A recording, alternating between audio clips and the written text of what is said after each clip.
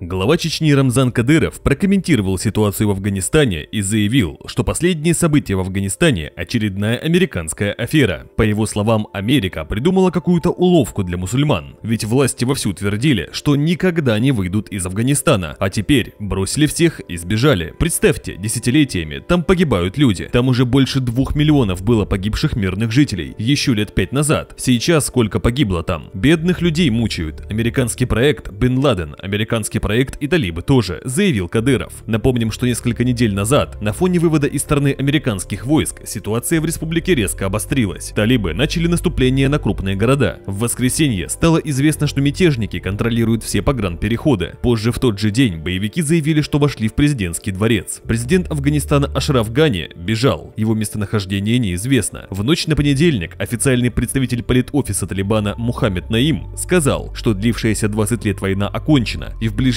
время прояснится новая форма правления. Рамзан Кадыров также отметил, что союзникам России, граничащим с Афганистаном, необходимо укреплять границы и готовиться к худшему. Для нас это не проблема. Будет приказ, остановим любого, кто угрожает нашему государству, суверенитету, народу. Граничащим с территорией Афганистана странам опасно сейчас, указал глава Чеченской республики. Подобные заявления основываются на том, что кризис начал сказываться на соседях. В Таджикистан и Узбекистан бегут как террористы, так и деморализованные военные правительственных сил. Растет наркотрафик. По данным ООН, уже не менее 18 миллионов жителей Афганистана столкнулись с острым гуманитарным кризисом. Это больше половины населения страны. Более того, лидеры талибов предложили террористической организации Аль-Каида использовать территорию Афганистана в качестве безопасного убежища и превратить страну в колыбель джихада. По словам Кадырова, лидер запрещенной во многих странах террористической группировки Аль-Каида Усама бен Ладен был придуман против Советского Союза. Так что наши братья, узбеки, таджики, киргизы, туркмены, все должны быть начеку, сказал он. Более 60 стран и Евросоюз выступили с совместным заявлением после захвата власти в Афганистане талибаном. Они призвали оставить открытым выезд из страны всем желающим и выразили готовность помогать гражданам Афганистана. С обращением, в частности, выступили США, Канада, Великобритания, Германия, Австралия, Польша, Южная Корея и другие.